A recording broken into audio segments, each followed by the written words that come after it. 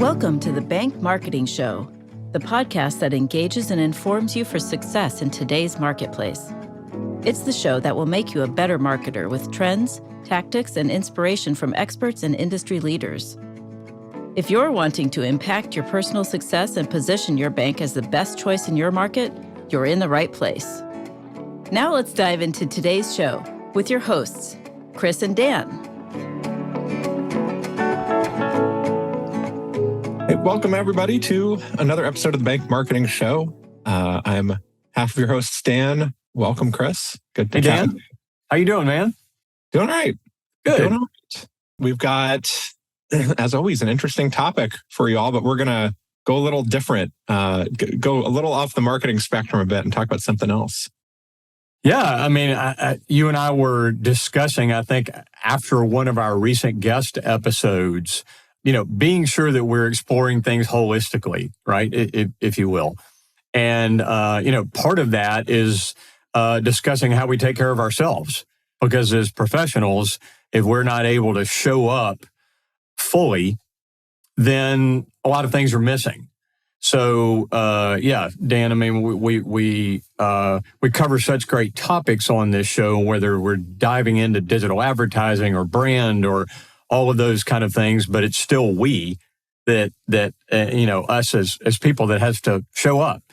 And you and I, as we've gotten to know each other over the years, both kind of do that mind, body, spirit, self-care stuff and all of that in different ways. And we both have, I think that we'll share here in a minute, some interesting experiences as what to not do.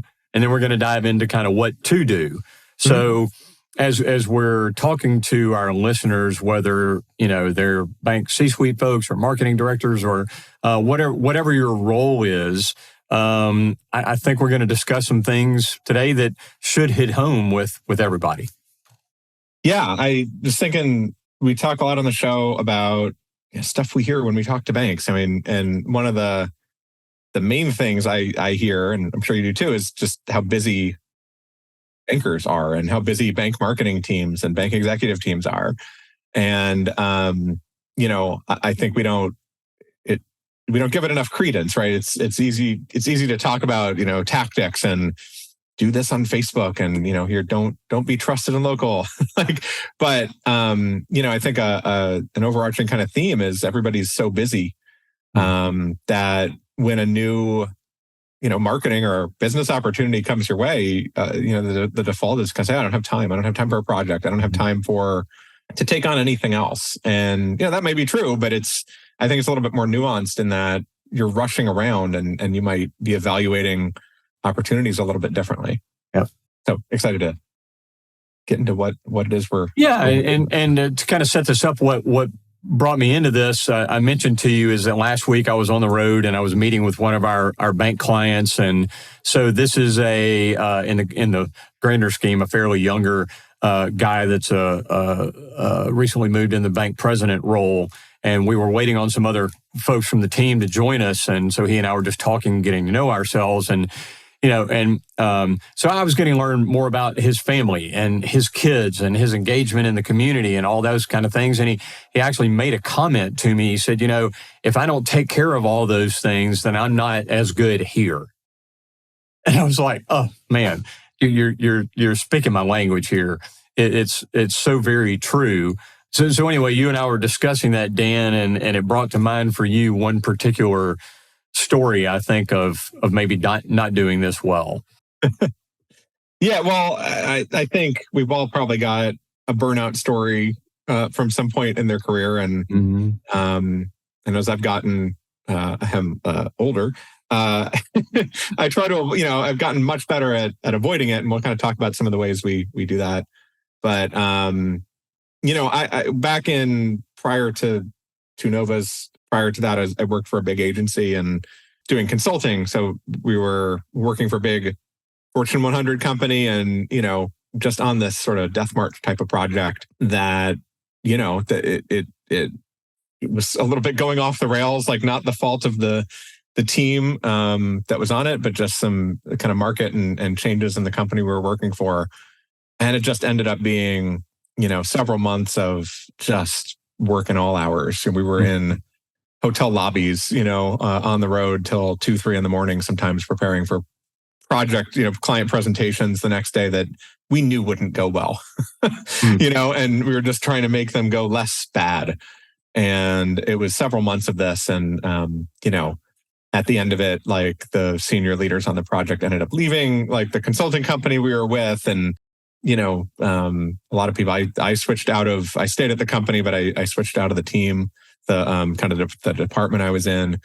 And it was just months, and it was just months of that without any upside, and I got to the end of it, and that's actually, this project essentially is what started my journey to entrepreneurship and doing my own thing, running my own company, because I just felt out of control of my life and my existence. Right, I'm a couple thousand miles from home, and I can't live because I'm working.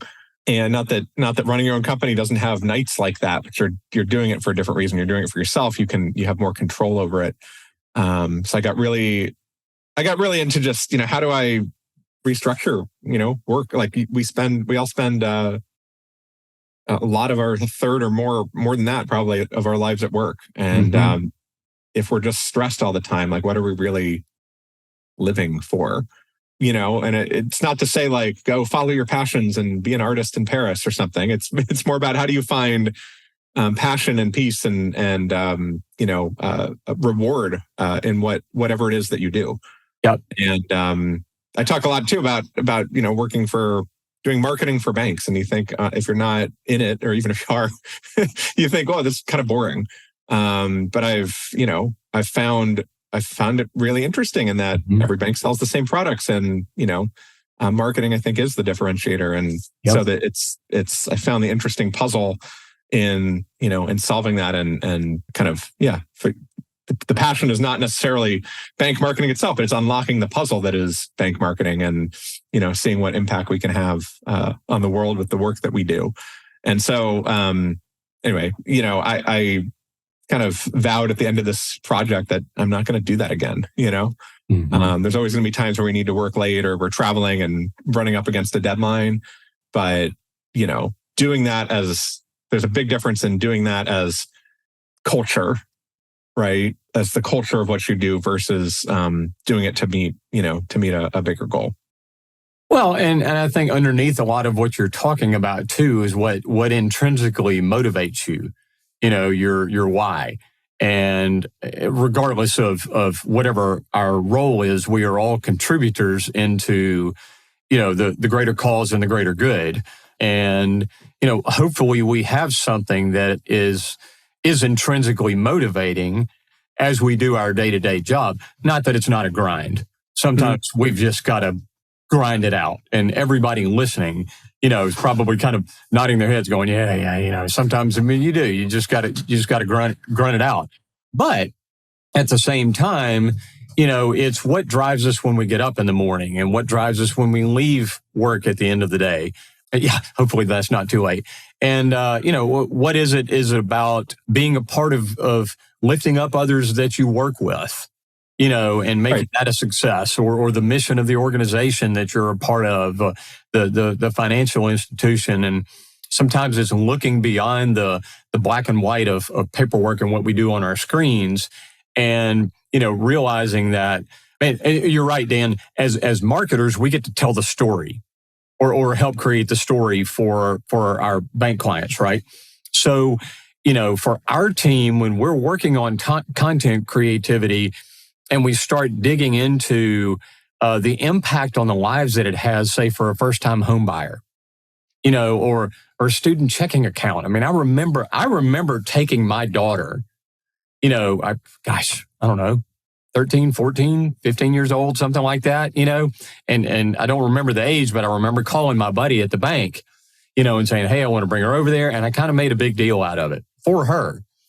And it's from those little stories to business loans that are impacting communities in very significant way. Anyway, and all of these things. But back to the point, Dan, is we all have to show up. And, I remember in the early days when I started my agency 14 years ago, just going, and it's kind of how I'm wired anyway, is, man, when I get into something, I'm wide open, right? And one of the things that vividly in conversation with my wife recently came up is because we took a vacation, and it was like a 3 or 4 day getaway, and we were talking about unplugging and the value of that to recharge and time for us and our marriage and all of these kind of things. And it brought up a story when, I had this agency going maybe a year and a half, and we would go on quote unquote vacation. And man, I would load the back of the car with file boxes, and of course my laptop and all of these things. And I had a portable printer and all of these things, and so we're going on quote unquote vacation, and we go to the beach. We're down there for 4 days, and I spend the vast majority of the time, in the condo, printing stuff out on phone calls and this and that. And then I run out on the beach, for an hour with my wife and back, and it's like, man, I look back on that, and yes, sometimes there are periods of time and seasons, right, where we got to do what we got to do, right, regardless of our role and job title. But man, that was a lifestyle for me for several years, and it's not good. It's not healthy, and I didn't have the kind of balance and some key things that, Dan, I know we're going to talk about in a few minutes here, but I didn't have a routine that created some re-energizing for me to be able to do a better job, to think more clearly, to be able to step away. And especially for those of us that are in leadership roles, I think a lot of times even more so is we're in the day-to-day, and man, we can't stop and see that bigger picture that we need to be able to see sometimes. Yeah, I think about it a lot, in leadership and in parenting of just the stepping back to take time for yourself can feel selfish. It can feel like, oh, well, I'm not, I should be giving all this time to my kid or my team or, my client. And you can't do that all the time. You've got to, like you're saying, you've got to recharge. You've got to take the step back or I like this, like they're saying, like, go outside and touch some grass. You've got to get out and that gives you perspective, that you come back with a refreshed mind and often think about things differently if you're not just running all the time. Yeah. Yeah. Well, so Dan, before we go into kind of these key components of this kind of work-life balance things and self-care that we wanted to talk about a little more, man, I'd love to hear you share, a thing or two that you do personally, that helps with your, kind of your balance and your what you're able to then bring into work. Yeah, I think there's two main things, and I think as I talk about this, I'll probably come up with more. But I think the first thing is just, and this is my personality, right? I tend to when I get focused, I'm in it, and I get very in my head, and I forget. I could end up sitting at my desk for multiple hours, just like cranking stuff out or hopping from meeting to meeting to meeting, and then you get to the end of the day and your jaw's all tensed and, your legs are tingly and you've been sitting in the same position for a while. So I got into, I don't know, probably 8-9 years ago now, I got into mindfulness meditation, which was, got very trendy back then, but it's, if you haven't done it, right, it's not just about meditation, right? It's not, meditation doesn't necessarily have to mean a formal, sit in a dark room on a pillow with, the, sounds of a babbling brook going. It doesn't need to be that. Like, that works. If that works for you and that's, part of it, like that can be very rewarding and very fulfilling and help. But I started just trying to take little breaks. Like, your meeting ends at 3 minutes before the hour. Close your eyes, take a couple breaths, wiggle your hands and feet, stretch, in an intentional way. Don't, it's easy to take those 3 minutes and use them to go scroll Facebook or go check email. Right. I try to be mindful of, it's less about mindfulness meditation for me, and which I do that sometimes and it helps. But like throughout the day, you can't. It's hard to like take 5 minutes and close your eyes in the middle of an office. But you can stretch a little bit. You can stand up and wiggle the extremities. Take a couple deep intentional breaths. So it's taken lots of couple years to kind of hone it. I try to be very mindful of the checking. Stop all the checking. The default is go check email. Well, like email can usually wait, right? Like you get through the email each day, but you realize if you can, and I don't do this every day, but I have time to work on the business rather than in it. And when I have days like that, or even just a couple hours like that, I turn the stuff off. I turn off email. I turn off Slack communications with my team, just because even for just an hour or two, there's a pull that stuff gives you. And so it can just really change the way you think if you can step away. But so being mindful of checking, being mindful of kind of how your body feels. Do you need to move around and stretch? It's one thing. The second thing is just kind of, and this is, I'm trying to get better at this, is just reframing things we're doing as a choice, right? Like everything you do should be a choice. And that's lifted a lot of stress for me, right? And it might be something you don't want to do, right? Like, think of something, I don't know, think of something you don't want to do. Like paying bills or something. Paying bills, filling out a tax form. Yeah. Like, you could sit there and think, oh, like, this is horrible. I hate this. Like, I just need to get through this. This is terrible. Or you could sit and think like, look, I have a choice, right? I don't have to fill out the tax form.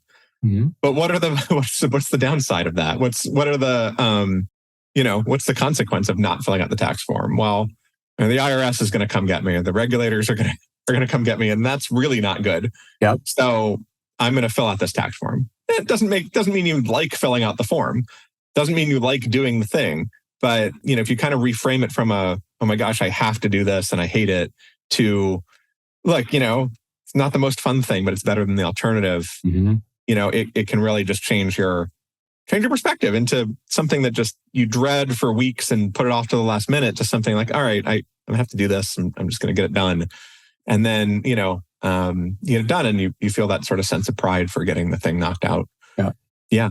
Those are the kind of the two big things. And Dan, what I love about those is that you're not trying to do something that is totally off path.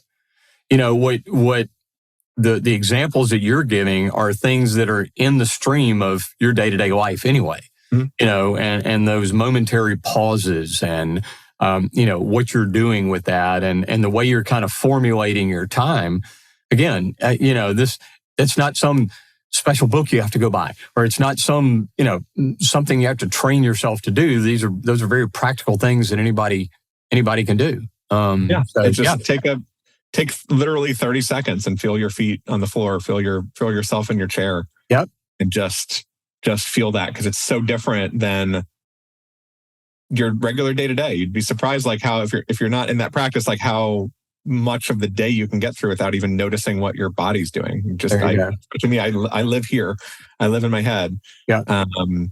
So yeah, it can just ground you, calm you down, and make you ready for the next thing. There you go. Well, how about you? I know you definitely are good at taking time for yourself, and I think every call we get on together, you bring a good positive kind of calmness to it. So, what's your routine? What's your stuff? First of all, thanks for that. As we were getting ready for this discussion, I was thinking about a couple of things in particular, and a lot of I guess folks that I admire in the business world and entrepreneurs and all of that, kind of a morning routine or those types of things are very important patterns to them. And that is part of mine, but I also try to keep it more minute and specific than that. And for me, a devotional or kind of meditation time, in the morning, I'm not 100%, don't do that every single day.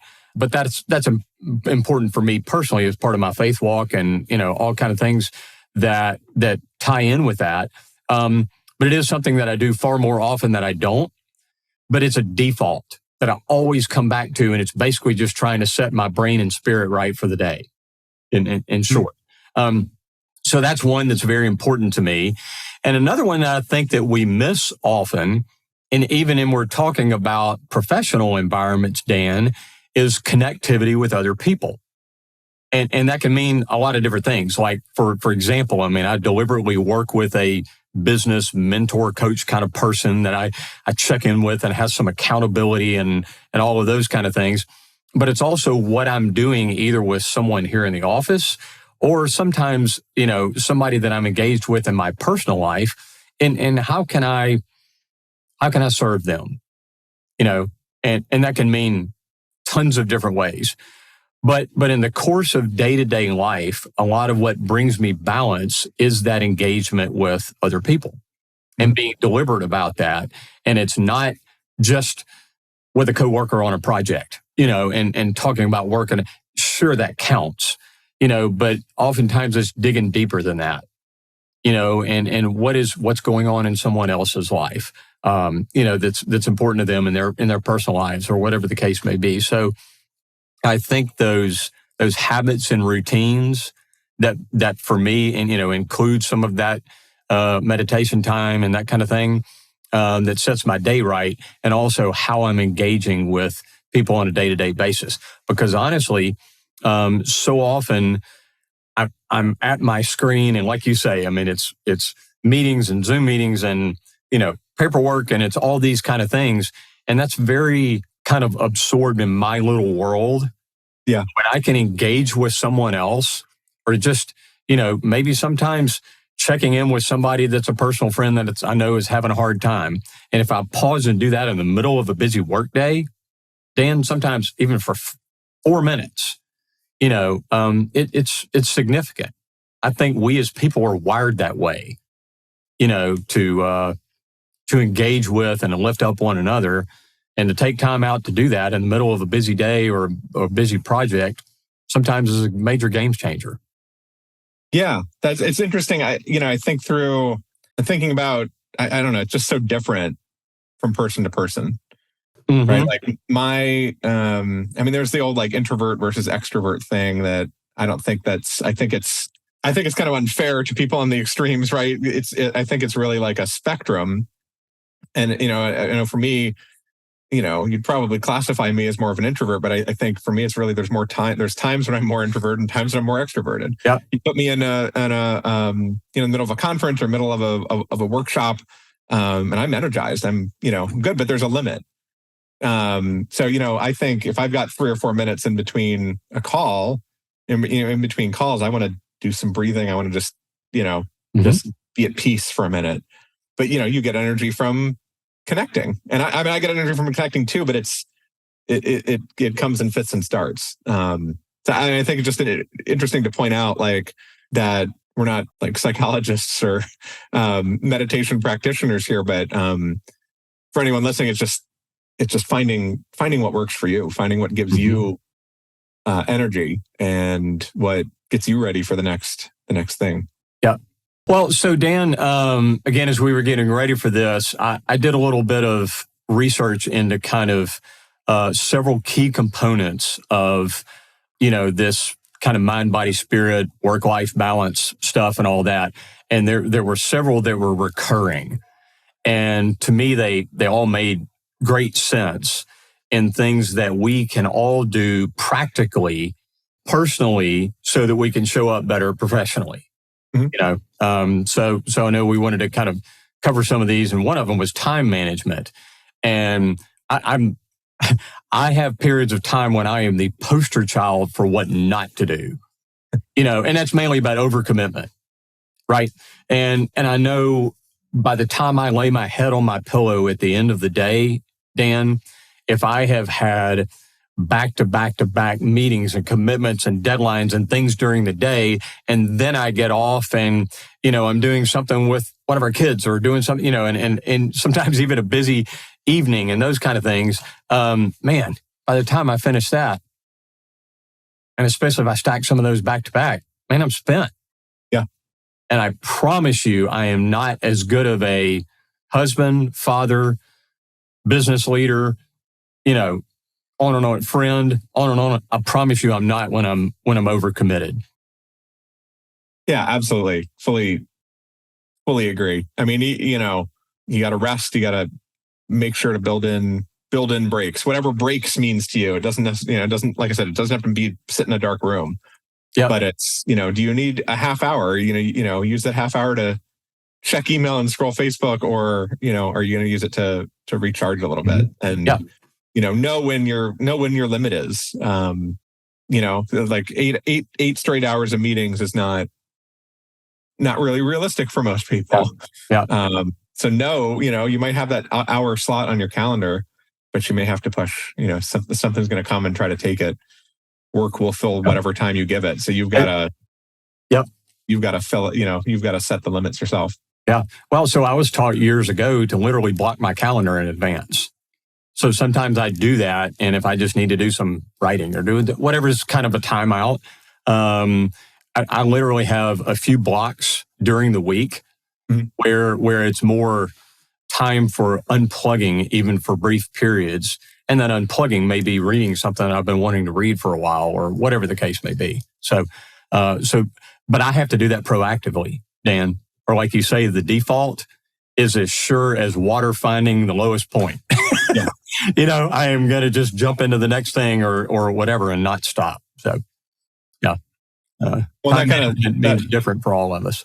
Yeah. Well, and I think knowing what the next thing is here on your list, it kind of plays into that too, right? That's right. Yeah. So jump right into that, because it's a tough one for all of us. It's boundaries. Setting that boundary, right? So time management's about prioritizing tasks and setting your goals, but the boundaries is about blocking that hour, that free hour in your schedule, so you can have a actual sit down lunch or actual break. Separating work and home. I'm going to say too, like a while back, we did an episode on kind of finding not work-life balance, but how the two can kind of coexist peacefully. Yep. And it's all about boundaries. It's all about really disconnecting and being focused at whatever you're doing. Somebody once told me, like, be where your feet are. And I try to kind of keep that in mind of, if you're where your feet are, you're not going to get overwhelmed. I have a tendency, like, I'm out walking the dogs, I'm thinking about work. I'm cooking dinner, I'm thinking about work. Like, then you end up not thinking about it. Yeah. Well, and Dan, my personality type is that when you tell me I need to learn to say no more, that has such a kind of negative, burdensome connotation to it. And it's actually not, because saying no is not necessarily always about being an ass to somebody and saying no. It's actually not that at all. It's about things like segmenting time. It's also things like delegating, and delegating is very significant, even in personal life, and we don't necessarily think about it that way, but delegating to, hey, this is something somebody else in my family could really take care of, because I end up being the one to do it all the time. And that's not necessarily a good thing. Just like in our workload, we delegate to others that, it's a software issue, I need to get with somebody in IT and let them fix that, or whatever the case may be. So boundaries means a lot of things. When you and I had Neil Stevens on, CEO of Oconee State Bank, several episodes back, and he gave the example of Mark Rich, that was the Georgia football coach for so long. And when Coach Rich would get to a certain point between the stadium and his house, in a physical location, he would literally, as best possible, cut off, his work life and engage in his family life. And, that was a cool example of something that's literally a physical boundary. Sometimes of when I walk out the door of my office, boom, that needs to be it. Easier said than done. But I think if we have that as a general rule, that kind of boundary stuff is a game changer. Yeah. I think it's just, it's important to keep in mind, the boundary can mean a lot of things. It could be a mental boundary, it could be a calendar, boundary, a physical boundary. There you go. But whatever that means, the goal is to be able to set the boundaries so you can focus on what you're supposed to be focusing on at that time. Mm-hmm. Yep. Well, and so the next big one we were going to talk about is kind of qualified as wellness and self-care. And Dan, you've heard me say this many times, but to me, I was taught many years ago and try to practice putting your mask on first. Put your own mask on first. You know, that's what they tell us on the airplane, but, I can't help somebody else if I'm not breathing first. Yep. So I had to learn, Dan, it's not selfish, but prioritizing physical and mental health and, whatever, exercise and sleep and all the things that sometimes I do great and sometimes I don't, but I always try to default back to doing those things, makes me better and healthier for running my agency, living my personal life, all of those things. Yeah, absolutely. I try to drop my kids at school I get home at about 8 from that, every morning. And I have to get a workout in. If I don't get the workout in right then, it just doesn't happen. Like the day takes over. So, I try to not schedule meetings too early. Sometimes you have to, right? Sometimes it's not 100%, but I try to kind of prioritize that. And, so if I get that workout in, like I'm healthier overall, I can be more present for my family, but it's another thing that brings energy into the day. Mm-hmm. And, even if it means I have one less, meeting, I can fit one less meeting in the day. The meetings that I do have are that much more successful for it. Yeah. And, I credit it with getting sick less often that, lets me get more done over time. There you go. That's right. There's health has to be the most important thing. Mm-hmm. Yeah, that's right. The physical and the mental health, all of the above. Yeah. Well, one of the ones that weaves into a lot of what we're talking about too, that's tough to do, especially as a business leader and anyway, all of us as busy people, is flexibility. That's tough. But again, sometimes I think it's the way that we structure, our time overall. So it's not like remote work, sometimes, or, it can be flexible work hours. It can be different things that, ways that we either tailor our schedule or kind of spread responsibilities with other people so that creates more flexibility, those types of things. Yeah. Yeah. I'm thinking, I'm just thinking through like today, right? Like I got the kids to school. I got my workout in. I went to my office. I was supposed to have a in-person meeting, and then at the last minute, the other person couldn't make it in person, so we did a Zoom. I came back here to record this. Yep. Going out to school later. It's not a traditional work day. It's not what it used to be a few years ago, pre-pandemic, which is like you're in the office 9 to 5 or whatever. Mm-hmm. Yeah. I just having that flexibility, to schedule that stuff when I need to. And obviously, if you're customer facing and you need to be there certain hours, like there are limits, but that freedom has been super important. Yeah. And I know a lot of, especially we talked a few episodes ago too about recruiting and keeping some of the younger generation kind of happy in your bank, or how to kind of attract them to your bank. And it's a big thing. Like if most jobs out there are flexible or offer whatever degree of flexibility they can, how are you going to attract people to your bank when that's the competition? Like, mm-hmm. Oh, well, I get paid the same, but I can also work from home a couple days a week or whatever. It's really hard to compete with that. There you go. Well, flexibility means different things for different people. Sometimes, again, like you said, maybe if you're customer facing, maybe it's not planning what you're going to do during your lunch hour 2 or 3 days a week. So You're getting to be kind of impulsive. Or, grab a friend or go eat with a coworker or do something like that. And maybe that's your little flexibility slot. And, if your work environment is more structured, then maybe having more flexibility in your personal life. And again, kind of balancing the seesaw. Yeah. And it gets back to like what I mentioned earlier with choice, right? Sometimes flexibility can just mean that you've got some choice over some things. Oh, you got to be in the bank, but you could choose your branch, or stuff like that, where it may not be a traditional flexible work, arrangement, but it kind of goes person to person of what type of flexibility is most beneficial to you. I love that. I mean, you say it very well with choice. It's allowing you to have some autonomy over your time and your moments and your life. Yeah. So, well, cool. Well, Dan, the last big one we were going to hit today, I kind of mentioned earlier, but it's about relationships and person-to-person relationships and quality relationships. I've often heard this said as I am improved as a person if I am engaging with people that I want to be like most often. Now, that may not be 100% of everybody, but everybody that I work with here in my agency, they have certain characteristics that I would like to have more of. Yeah.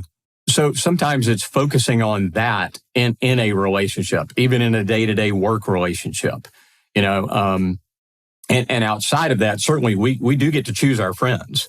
We don't get to choose our family of origin necessarily, but it's where am I focusing my time? And am I also engaging with people that do care about me and my best interests? Or is it engaging with people that kind of want something from me? And that's not right. That's not the good side of that. But it's engaging with people that I want to hold me accountable for something, either the kind of person that I am, or hold me accountable for, hey man, I hadn't seen you at church in a few weeks. Why aren't you here? Well, that's a positive thing, that kind of accountability. So I think those quality relationships and who we're communicating and connecting with, by the way, a small caveat here, that's one thing I love about working in the community bank industry. It is very broadly and most of the time filled with really great people. Yeah. I don't know if that's because, those of us in this community banking industry are community-minded people, are typically not working for large corporations where we ourselves are just a number. But anyway, so a lot of quality relationships that are developed through work. Yeah, no, and I think it's, when we talk about bringing energy to your day, the good relationships, are ones where you can come in and be in a terrible mood, right? Yeah. But the right person with the right kind of energy can change that and, set you kind of on a different path. And so making time to build relationships. I met with a client of mine the other day, and we sat down for half hour, 45 minutes and did the business meeting, right? Talked about their plans and, what campaigns are running and that type of stuff. And then we went to lunch and, just got some good Mexican food and, didn't talk work much there, just got to know each other. And if you're go all the time, you may say, well, I don't have time to go have lunch, but just doing that, you deepen the relationship. You get to know the people you're working with better, which is more rewarding. Mm-hmm. And that's another thing that just brings a different energy into your day. Absolutely. Yeah. Very well said. Well, man, this has been great. I know that what we wanted to do is bring front of mind and focus, Dan, to folks and kind of taking an aside topic here outside of just bank marketing, and focusing on what it is that helps make us healthier, better people to avoid the kind of burnout stuff that we were talking about, earlier, and having intentional designs both for our personal and our work lives. And I think that's really key. Yeah. I think I'm always trying to remind myself of this throughout the day. So I'm a big believer in all this stuff. And so it's exciting to share it and hopefully just get you thinking a little bit differently about relationships, about the self-care, about bringing a good energy throughout the day so you can be more focused on the customers, be more focused on the stuff that matters rather than just, being busy. There you go. Well, and I would invite our listeners, Dan, we always like to remind people you can go to bankmarketingshow.com and there you can reach out to Dan and I via email or filling out a form or whatever the case may be. But I would invite our listeners, if you've got some things that work great for you, share them with Dan and I, and then we can share them more broadly. And maybe you've got some specific tips or things that, hey, when I'm in the bank every day, I do this. Or when I'm away from work, I do this, whatever the case may be. So if you're so inclined, reach out to us through the website, connect with us, share some of what works well for you, avoiding burnout and being successful in your design for life. Yeah, I'd love to hear some good ideas. Yep. We'll always take great ideas, right, Dan? Yeah. Well, folks, thanks a lot for being with us today, kind of taking this aside for what really, in a lot of ways, is one of the most important things that we can talk about.